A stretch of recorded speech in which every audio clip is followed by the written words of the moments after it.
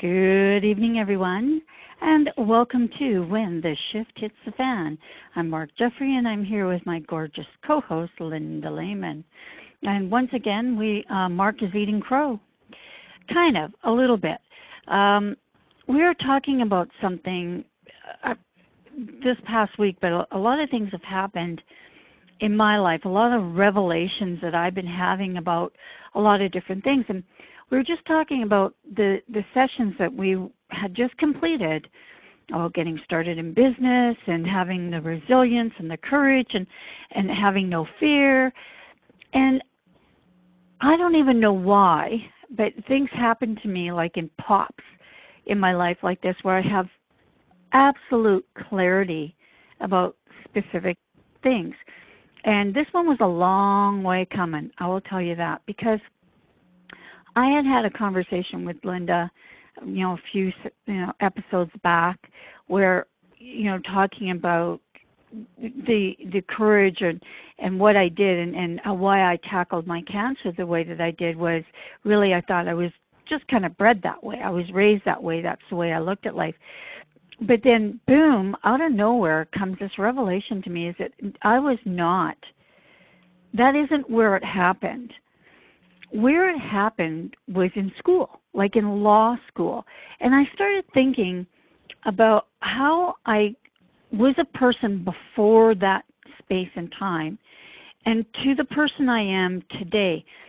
I believe that the choices in my life that I made, unconsciously made for sure, led up to one day, the day that I would need to fight something so devastating to me that I would need every single, everything on my side to be able to make it through it. And I started thinking back to, law school, because that's where I learned sacrifice. My friends are going out partying because they were taking literature or something, for their major, and I went into law school, and I spent night after night in, with law books, and again, everybody's going out having a great time. I felt like my life was going past me, but I stuck in it. And then when I articled, and I was there for day after day after day after day, it was punishing. Then I started going beyond that, and I'm going, okay, that made me so strong, nothing was going to break me. Because when I came out of it, right, I came out of it. I had my degree, I could, write my own ticket. But then I started thinking, they did that to me because I couldn't quit on somebody. See, they made it that hard for me that I wouldn't quit because one day I would need to not quit. Now, in that perspective, I would have said, somebody that was on death row, like what if I walked out and said, you know what, I'm tired. Yeah, you can just hang out there for a while. Or a medical doctor. Yeah, we've been operating for 6 hours. I think I'll go for coffee. I started thinking about the people and the professions and what they went through to get to where they're going, and then how this translates into that 1% of people that are actually successful in owning their own business or being an online marketer, that it takes more than what we've been talking about. I mean, you could be a mediocre success, but you're not going to be a supersonic success without these talents. I look at, JT, airline pilot. I looked at the people who really, really do succeed, and some of them do luck out. I get it. Some of them just fell into, a vat of lottery. I get that. But for the most part, the people who are really successful, something leads you on this path. And it just, boom, came to me that if I hadn't gone through, I'll bet on it. I bet on it. And that's why I'm retracting my words. I probably wouldn't have been successful at fighting cancer because I would have been like all the people that I have problems with now. I'm going, why are you quitting? Why are you quitting? This is your life we're talking about. They don't have the tools. They simply don't have the tools. And Linda, I know that, we talked about this on the weekend, and it was kind of on one side, devastating to kind of come across this clarity and certainty in how I felt about something to what we've been talking about for, 4 weeks previous to the stepping stones of being, where I was even doubting that we gave the people the right tools for them to actually be successful. And it really affected me. It really seriously affected me. No, I understand, Mark, and you're right. We had quite the in-depth conversation over the weekend, and you identified a couple of different professions that are trained, they're taught the no-quit. You mentioned attorneys and physicians, and we also talked about people in the healthcare, the other aspects of the healthcare industry like firefighters and paramedics and nurses where, they quit and somebody might die. It's Mm-hmm. that dramatic of a difference between, I'm going to quit, I'm not going to follow through with this, everything will be okay, to, if I give up on this, then this person may no longer exist. But Mark, too, I got to thinking about that as well, because not everybody who has been a grand success has been trained through some form of school to have that no-quit mentality. But if you look back on those that maybe weren't trained like that but did succeed, there is something in their lives that they really grabbed a hold of as the true learning process that it was. Maybe they went through some dramatic something and they said, I'm never going to be like this again. I go back to even, my mentor, Bob Proctor, who, was pretty radical in school. He didn't finish school because it just didn't interest him, and he went along with the crowd for a long time on, if you're going into the military, I'll go into the military, and that didn't work out very well. But there came a point in time where he was earning less than what he owed, and he was sick all the time, and he Mm-hmm. truly, desperately, almost wanted to make a change, and he didn't know what that change was. He wanted to make a change. And he fortunately sought out the assistance of somebody, or somebody else took him under his wing and showed him that there could be something better. And when he started seeing the something better, he realized that that's what he wanted. He wanted it more than anything else in the whole wide world. In other words, Mark, I go back to one of the shows that we did. He had a why. Yep. So strong that it could devastate any excuse, any barrier, anything that he put in its way. And I think you brought up that one word, the desperation of it. Like, that's why we said, some people, when their back is against the wall and they don't have, and we talked about this, be careful with your money, you shouldn't maybe be doing that, but I have a different way of thinking about it. But maybe that drive is more than, because I wasn't looking at it. Okay, so this is where the wrong comes in for me. Is when we were talking about, be careful with your money and, make sure you're only investing what you can afford. Maybe that's a wrong message, because sometimes it seems to be, like you said, the desperation that I have to make this happen or I can't feed my kids. Maybe that is that why, right? The why that's so deep. I just thought I naturally kind of had discipline. Like, it's hard to even frame this out the way I want it to be in this context. It's like, when I tell somebody I give you my word that I'm going to work on something, I just simply do it. And I will do it and do it and do it because I have no quit. But what I wasn't really connecting with, and I apologize to everyone about this, is that part of where that even came from in the first place. I always thought, oh, I had to fight cancer, so it came there. But I realized I was being kind of lackadaisiac about that statement. And I thought, is it because you said that so many times on the stage that it's now become rote, that you don't have any passion behind it? What is it, Mark? Like, why is this not sounding, fake? Why is it sounding fake, not real, not like the real thing? And that's where I just kind of woke up in the middle of the night going, crap, that wasn't it. But I think that you're right. Like, anybody who's been really uber successful in what they've done, like the people that we all look up to, there was at some point a desperation. I mean, we take even Donald Trump has said this.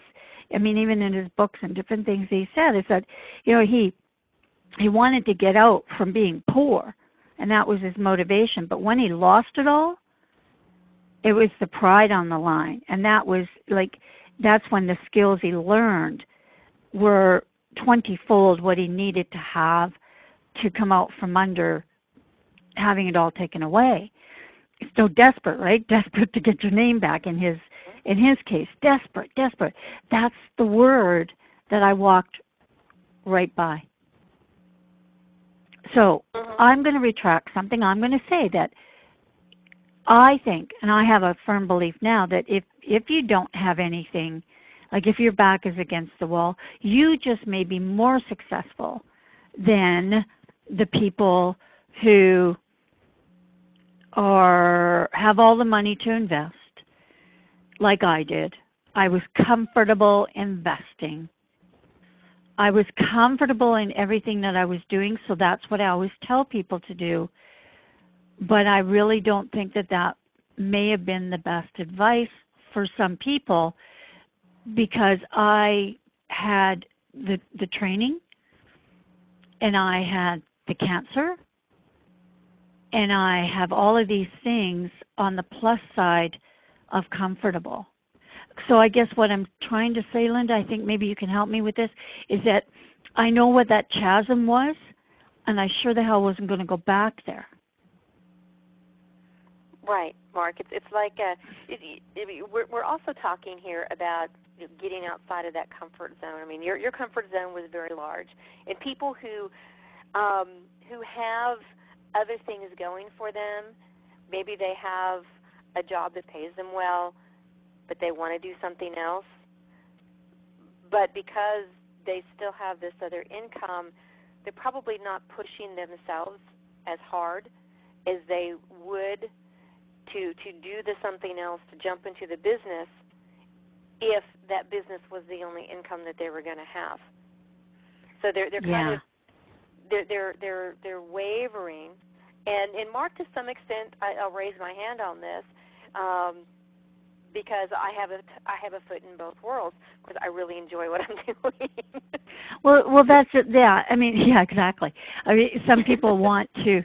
Well, and that's, I think that's true too. I mean, we have lots of different pieces to this puzzle too, because you could be somebody who has a job that you love, but maybe it just doesn't pay as well as you'd like. And stuff like your firefighters, paramedics, police officers, seriously, they don't get paid a lot of money, but they do have a lot of time because of the shifts that they kind of work.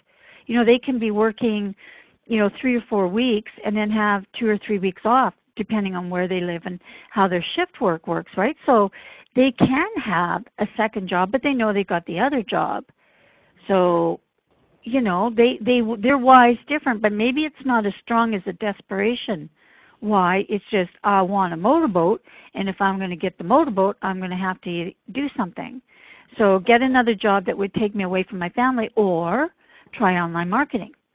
I can see I was in that realm, I think, because I had the money, right? I had the comfort zone. Even though I wasn't working, I was still comfortable in the choices I was making. So that's what I'm retracting here tonight, people, is that I just didn't think that if you didn't have a pot to pee in and nowhere to put it, that maybe this isn't the right thing for you. But I could be, and I think I'm probably proved very, very wrong in many instances. Some of the stories you hear, though, I knew were, and I was subject to, I knew were not true. Like that person was never bankrupt. That person wasn't living in the back of a trailer. I knew some things that were not true, or the story was, blown out of proportion, and so I didn't believe it. And then I had to rethink things. Mm-hmm. And that's okay, because all of these things are happening with you and I, and even with our listeners as they go on their path to the goals and dreams that they want to attain or that they want to live every day. It stretches us, Mark, and I think that you and I have just been stretched this week, which is good, because it only makes us bigger and better. It's kind of like, if you were to put wax on a Band-Aid, and then after the wax dries and you stretch the Band-Aid, and all of this wax maybe falls off, but the Band-Aid never goes back to the original place that it was before. Mm-hmm. It's bigger. It's grown. And that's really the purpose of us, this great desire that all of us have within us to do more and to be more, it's the growth. And even as we're on this journey of achieving goals and achieving dreams, it's not the destination, Mark. It's the path, it's the adventure, it's the experiences along the way that assist us in growing and help us to realize the happiness that we have within, the prosperity, the abundance, all of that. We already have at our fingertips, but we have to grow those points. And some of us grow at a very fast pace through that desperation. Some of us grow at a slower pace. We still grow, but we're at that slower pace, and we're taking maybe smaller steps outside of that comfort zone. But every time we go outside of that comfort zone and we reach a new milestone, we cannot go back to that original comfort zone. It just doesn't fit. It's kind of like when back in 2010, the first part of 2010, when I took the plunge, or I took the quantum leap, and I was trained by Bob Proctor. I became a life success consultant. And then I started visualizing my life after that point of what if, and I asked the question, and this is a really good question for people who really do some soul searching, what if, after all of this training and all of this experience that I have just had, what if I pushed it aside and I went back to exactly the way that things were before I did it? And Mark, every time I thought about that, I got sick to my stomach, because I knew that I'd grown so far and so much, I couldn't possibly go back to the way things used to be, because I was not that same person anymore. Mm-hmm. Maybe this is what it's all about, Mark. Yeah, it definitely is. And we talked to, I know this past week, and I know we're going to run out of time again here tonight.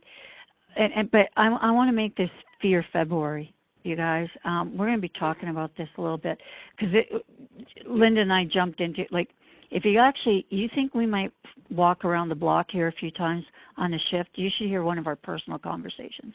Trust me.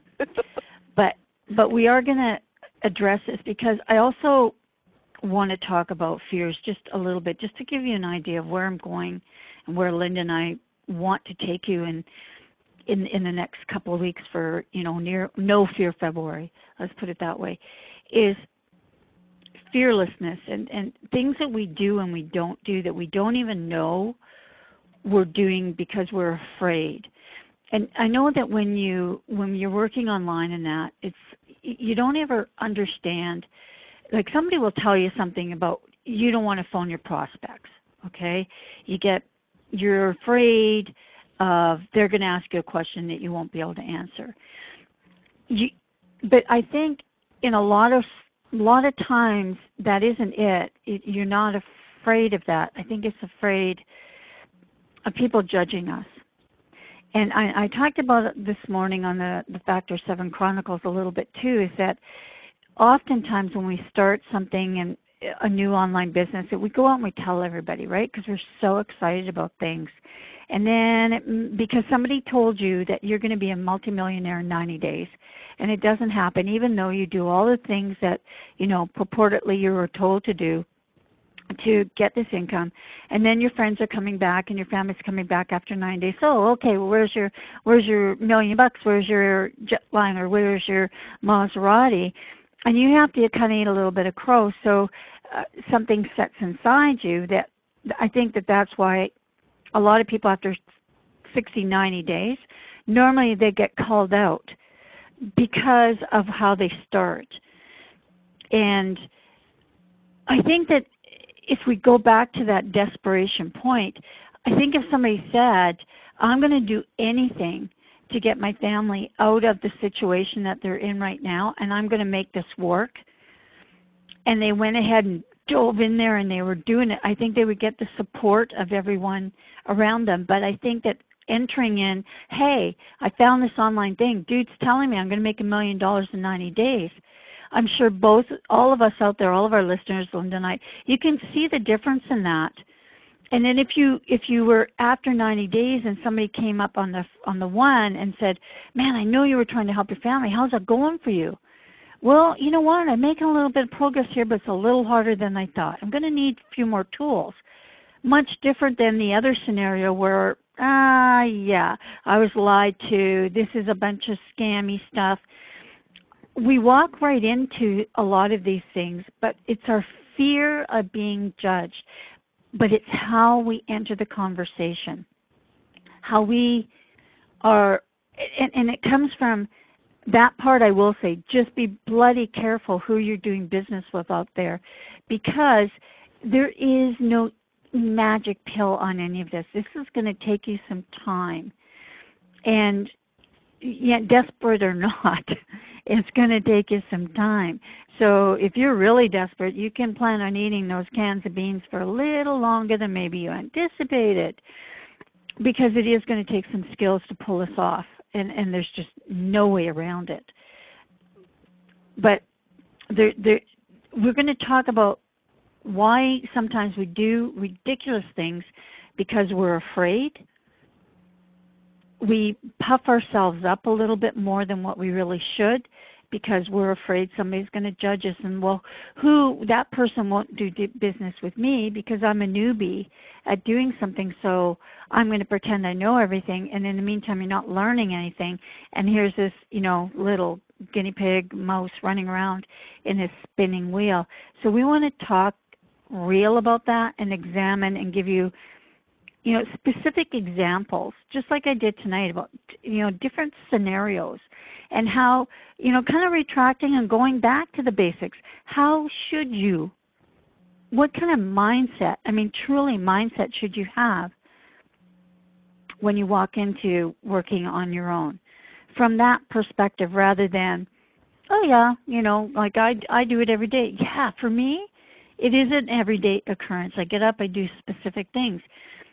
But we really need to examine the fear factor of all of this, because it can stop you short of the goal line, but it can also give you a false coat of armor, Linda? That phrasing it that way? Yeah. I think that there is some confidence, and I don't want to confuse a coat of armor with confidence in yourself and your ability to make things happen. But you're right. There is fear there. There is a fear factor. And a lot of times we don't always identify what might be stopping us, roadblocks that we hit with fear. We call it something else. We make some other type of excuse. Mm-hmm. But realistically, folks, any excuse that you're making for not moving forward is a camouflage for fear. It's some form of fear. And as Mark said, it might be the fear of being judged or ridiculed. People, human beings typically will ridicule things they don't understand. And so when you're getting ridiculed by people, when you're trying to explain something new and different that you're trying to do, chances are they don't understand exactly what you're trying to do, number one. And number two, they are also fearful that you are going to change, which is going to change their status quo and their comfort zone. Yeah, and so it's interesting too how, the saying that you are who the 5 people that you hang around with are. That's who you will be.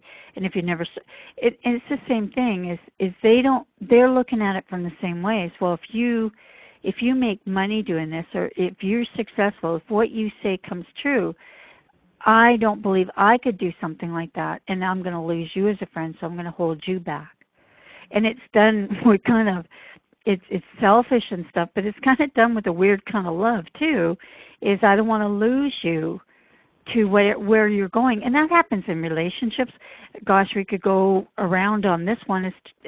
People get married, they go to the same schools, and that plane they're the same. He's a football star, she's a cheerleader, and then all of a sudden, he's a corporate magnate, and she maybe is chosen to stay at home and have kids, and then the level changes. Now, you're doing this, you're out accomplishing your dream, maybe I'm not. Our whole lives are this balance between all of this. And the people I think that come out the best are the people that can kind of come to terms with it all and understand that it's all okay, even though some days it doesn't feel that way. I lost a lot of friends when I got cancer. Some of them they didn't bring anything to my life anymore. Some of them just weren't even around. And some people I reconnected with actually years later, and they came back into my life when I needed them again in a different way. And so going through all of these transitions it's scary. Okay? It's scary. So that comfort zone, man, I can see why people want to run back to it. But like Linda said, you really can't, because you're going to feel the bumps in it. Like the lumps in it, it's not going to feel quite as comfortable anymore. And if you accept all of those things to be mediocre because everybody else you're hanging with is, because you've grown beyond them but you don't want to lose them as friends, who's shortchanging who here? I mean, you're shortchanging them as well too. Yeah, Linda? Oh, exactly, Mark, because if you stick to your course, regardless of the discomfort of those around you, you're going to be such a shining example for them. You're going to finally burst through that barrier, and you're going to make it. And then you're going to be able to turn around and hold out your hand, and you're going to be able to help them accomplish what it is that they want to accomplish, and then you've just shown them the way. Yeah, and you know what? Some of them, yeah. No, some need that helping hand, and some will not accept it. And again, right. You have to come to terms with that. But that shouldn't stop you. See, and I think that happens a lot of the times. Is you turn around and everybody's so far behind you that you want to start going back there as well. And it's funny too, Lynn, I just thought about, when you're walking with somebody, right, and they start lagging way far behind you, and you start walking a little slower, and then you kind of start doing the sidewalk so you can kind of half see them. And then you're kind of turn around, you're going backwards, and and they're still not catching up with you. Well, think about that visual. They'll never catch up with you because they don't want to. Keep walking. Yeah. Keep walking. Exactly. Yeah. Exactly. Man. Go ahead. No, I was just going to say, man, here we go, another half an hour, but we got a whole month of really cool stuff we want to talk about, though. So, I'm hoping everybody hangs in there with us for sure. We got some really, we're going off on in a different angle here and are looking things a little on the heavier side. Sometimes, we laugh and we have a good time here. But we're getting really serious about this because I'm gonna put it out to all of our listeners that it's as if your life ended tomorrow. I mean, you got to start playing in the game that way. You got 24 hours to make it happen. What are you going to do? So that's what I have, Linda. What do you got? Well, I would say to all of our listeners to stop worrying about bringing the other people along and stop worrying about what the other folks are thinking and saying. You and you alone are the only person that you can help and that you can control. And so it's up to you to make the very best you that you possibly can. I heard something from somebody once that God's gift to us is all of this wonders and that we see around us in the world and in our wonderful intuition. Our gift back to God is to make the most of ourselves that we possibly can make with all of these beautiful gifts that we've been given. Perfect. Well, my friends, again, we're out of time on this episode, but we for sure will be back again next Monday with some more wonders that we find in our lives. So from Mark here in Canada, thank you for spending some time with us tonight.